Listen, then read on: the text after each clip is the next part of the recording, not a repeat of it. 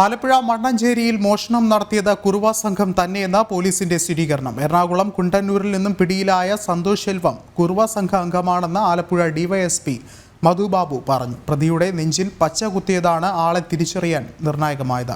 മീൻപിടുത്തം മറയാക്കിയാണ് കുറുവ സംഘത്തിന്റെ പ്രവർത്തനമെന്നും പോലീസ് പറയുന്നു.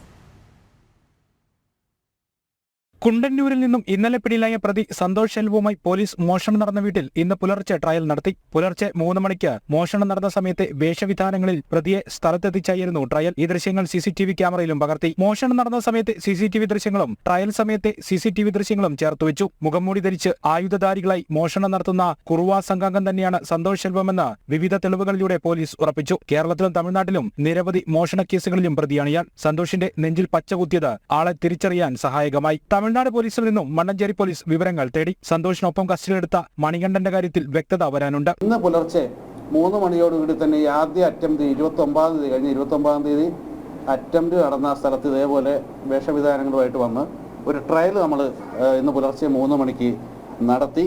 ആ ട്രയലിൽ ഈ നല്ല മാച്ചിങ് ആയിട്ട് ഇത് കാണപ്പെട്ടു. അവിടെയുള്ള ആൾക്കാർക്കും അത് ബോധ്യമായി.